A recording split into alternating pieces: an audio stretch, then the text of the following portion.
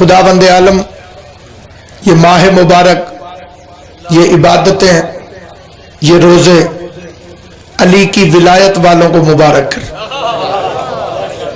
کیونکہ مبارک کے حقدار وہی ہیں جو قائلین ولایت علی ابن ابی طالب، جو علی کی ولایت کا قائل نہیں وہ روزے بھی رکھے تو تب بھی خدا کی نظر میں بت پرست ہے۔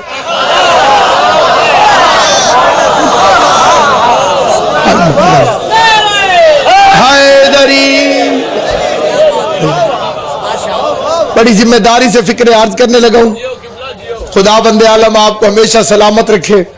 سامعین گرامی قدر، اس مہینے میں اللہ نے یہ عظمتیں پوشیدہ رکھی۔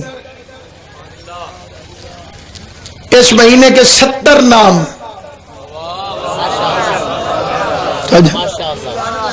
یعنی اس کا یہ مطلب نہیں کہ 70 ہی ہیں، 70 سے زیادہ ہیں، لیکن جس روایت کو میں مد نظر رکھے ہوئے اس کے مطابق اللہ نے اس مہینے کے 70 نام رکھے۔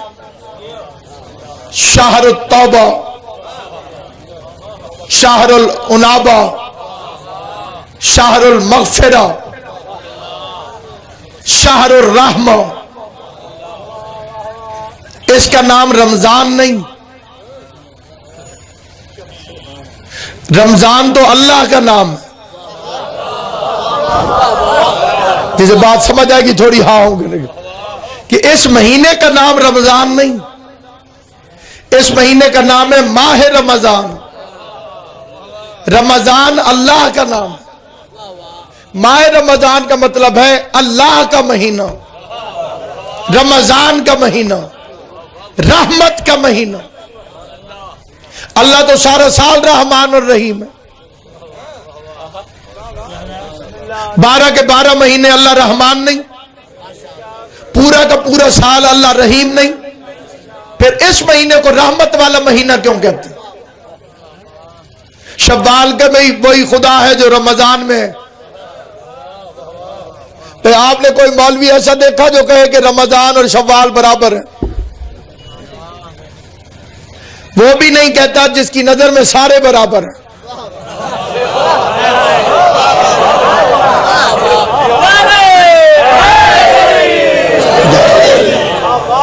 توجہ ہے یہ نہیں آپ کو؟ کیونکہ یہ بندے علی کی دشمنی میں بھونکیں تو بھونکیں، پتہ ساروں کو ہے کہ سب برابر نہیں۔ آج بدھ ہے، بدھ ہے، جمعہ جمعہ۔